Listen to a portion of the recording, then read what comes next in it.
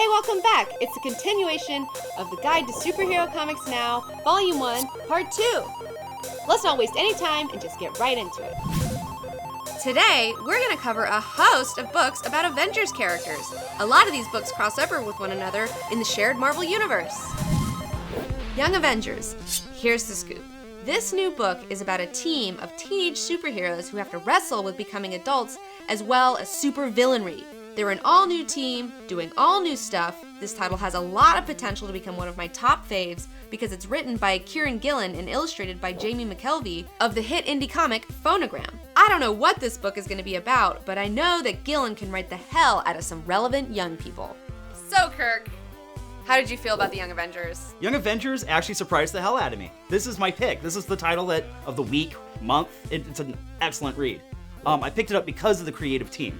They did Phonogram, and Phonogram was this really great indie comic a few years back that was, the whole concept was music is magic.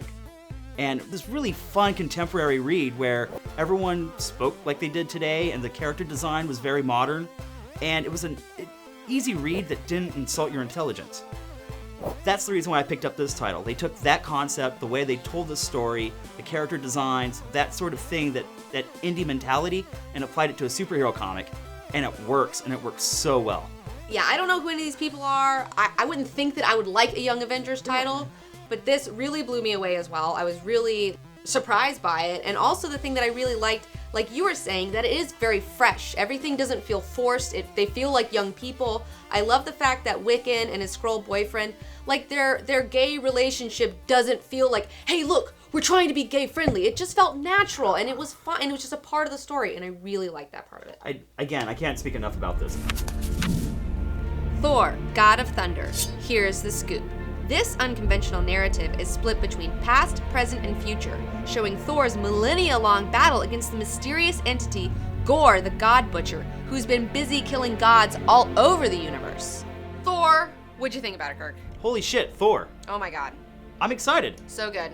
When was the last time you were excited to read a Thor series? Like never. No. Oh my god, this is so good. And like Jason Aaron is killing it. Like he's on such a hot streak right now. He really has figured out Thor's voice, but the cool part is he's doing it from 3 different points in his lifetime. Yeah. It's pretty rad. I know. I love seeing like super young Thor, like back in the day when he's like, I just want to drink some beer and screw some winches and like party and he's drawn like this idiot bully look. Like I love how like his face is kind of stupid in a charming way. It's kind of showing like this weird swagger, but like I said, like rockstar Thor. I'm digging this. I love it. I like the idea of the God Killer going around and like that's really cool. I read the first 2 issues and I'm dying for the next issue to come out, to the point where I've decided that I might just wait until the entire story arc is finished so I can read it all at the same time because it is flowing so well.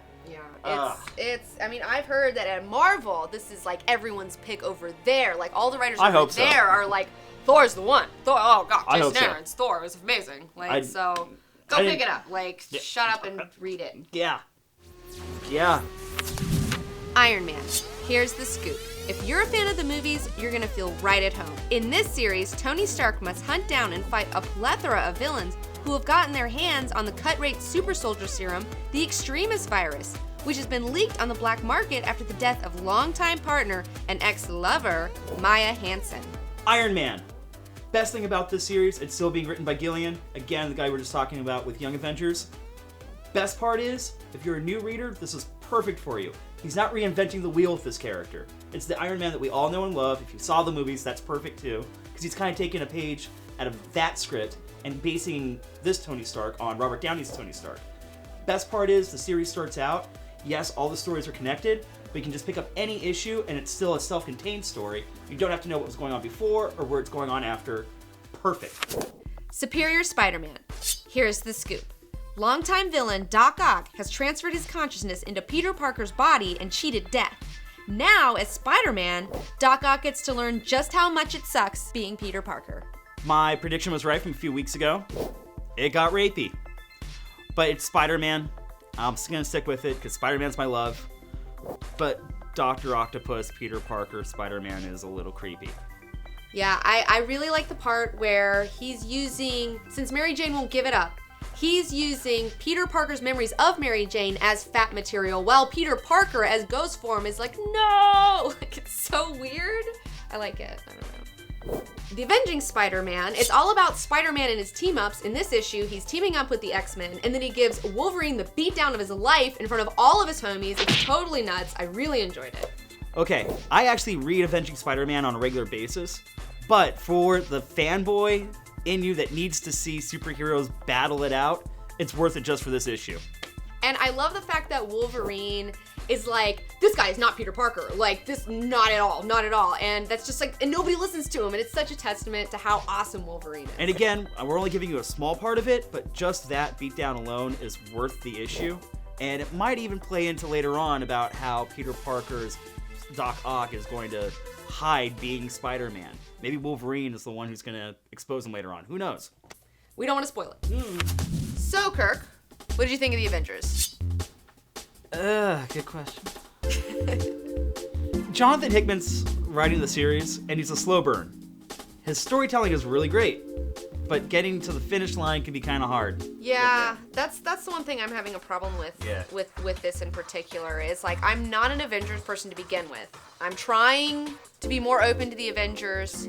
So how can you not like the Avengers? They're the Avengers. They're the Earth's mightiest heroes. They're the greatest. Well, I just think they're a bunch of dumb jocks. I always have. I don't know. It's not my bag. And I'm trying, though. I'm trying with Marvel now. That's good. Get used to it. Try new things. Yes, I picked up the first 3 issues. Right. But like you're saying, Hickman is a slow burn, and I'm not hooked by it personally. And Jonathan Hickman has done some really great year-long story arcs. He did some amazing work with Fantastic Four when it became Future Foundation. He did an amazing job. One of my favorite series from the last couple of years was Secret Warriors, where the first few issues were co-written with Brian Michael Bendis. He does take his time to tell the story. Yeah. Meanwhile, sometimes he gives you small pieces of the puzzle to a bigger picture, and you're kind of left a little lost. Yeah, that's exactly how I felt, in fact, because I know that there's a big setup, and he's saying one was life and one was death, and I don't get it. I'm just like, what? Like, I don't care. And it's frustrating, because sometimes you're spending $4 to be confused. That's how I kind of felt with this one. I mean, I'm gonna let you keep reading it. I will. Tell me if I was totally misguided in my judgment to not pick up the 4th issue. I'll even tell you if you were completely right. You know, we'll see. We'll see. I don't know. Star Wars. Here's the scoop. This title takes place between the events of Episode 4 and Episode 5, with your favorite classic characters, Luke, Leia, and Han Solo, in their Rebel Alliance adventures. Star Wars. Brian Wood, who's one of my all-time favorite indie writers, who's now starting to make a segue into contemporary and major and the big 2 company comics, is writing the new fucking Star Wars, and it's awesome.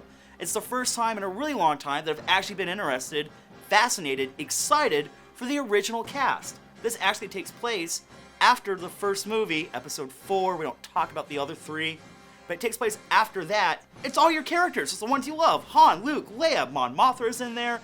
Yeah, Star Wars. Pick it up. It's a starting series. The dialogue is rich. Brian gets it, knocks it out of the park. It's so good. I genuinely got excited after this issue. I'm not faking this. It's that good. He's not faking it. I'm not.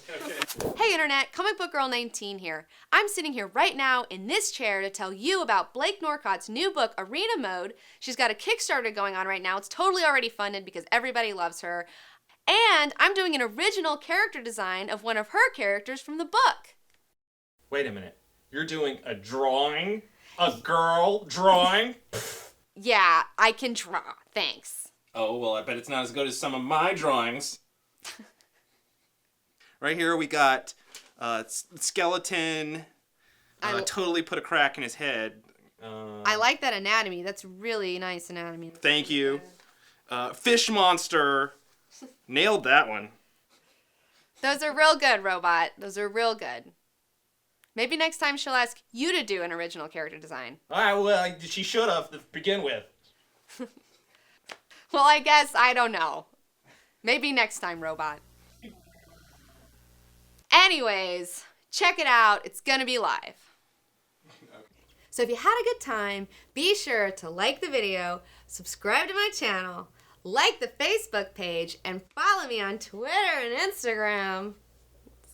I hate myself right now. Idiot disclaimer. This review series did not in any way constitute a full review of all the books out right now. The point of this video series is obviously to get you caught up with what's going on with Marvel now, and to hopefully help you find a title that you want to start reading. Now these books are just starting out, and our opinions are still forming and will likely change as time goes on. Some of these books might suck later, some of them might continue to be awesome, and there are some books I didn't talk about that you might love. I just want to invite you to pick up a book and start your adventure in comics.